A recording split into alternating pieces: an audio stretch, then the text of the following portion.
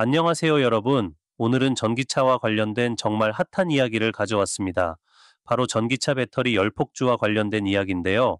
최근 인천 청라 아파트 지하 주차장에서 발생한 전기차 화재 사건 때문에 이 주제가 뜨거운 감자가 되고 있습니다. 이거 전기차 안전한 거 맞아? 하는 의문이 여기저기서 터져 나오고 있는데요. 오늘 이 이야기를 제대로 파헤쳐 보겠습니다. 일단 열폭주가 뭔지부터 짚고 넘어가죠. 전기차 배터리는 리튬이온 배터리를 사용하는데 이 배터리 안에는 양극과 음극이라는 두 친구가 있습니다. 리튬이온이라는 작은 친구들이 이 양극과 음극 사이를 오가면서 전기를 만들어내죠. 이 과정에서 중요한 역할을 하는 게 바로 분리막입니다. 이 친구는 양극과 음극이 직접 만나지 않도록 해주는 중요한 역할을 합니다. 그런데 만약 분리막이 손상되면 어떤 일이 벌어질까요? 그렇습니다. 대량의 리튬이온이 한꺼번에 이동하면서 엄청난 열이 발생하고 그 열이 배터리를 폭발하게 만들죠.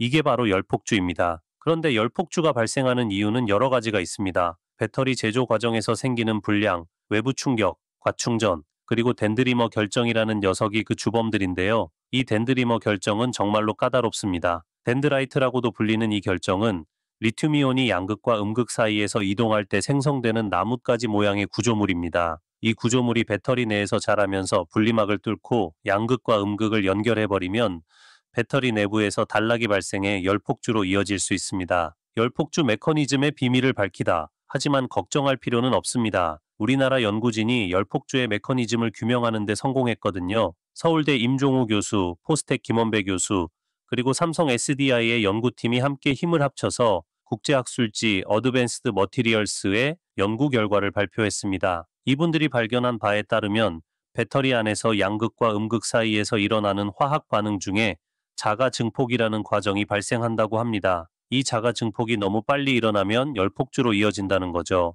그래서 연구팀은 음극재를 특별한 코팅 기술로 감싸서 이 자가 증폭을 막는 데 성공했습니다. 정말 놀랍지 않나요? 여기서 또 하나 궁금한 점이 있을 겁니다. 전기차 배터리에도 종류가 많다는데 뭐가 다르지? 여러분, 배터리는 양극재에 따라 크게 두 가지로 나뉩니다. 하나는 NCM 배터리, 니켈 코발트 망간이고 다른 하나는 LFP 배터리, 리튬인 산철입니다. 고성능 전기차에는 주로 NCM 배터리가 들어갑니다. 이 배터리는 출력이 강하고 에너지 밀도가 높아서 주행거리를 늘리는 데 유리하죠. 하지만 열 안정성이 낮아서 열폭주 위험이 있다는 단점이 있습니다. 반면에 LFP 배터리는 화재 위험성이 낮지만 출력이 조금 떨어집니다. 우리나라 2차 전지 업체들은 부가가치가 높은 NCM 배터리에 집중하고 있는데요.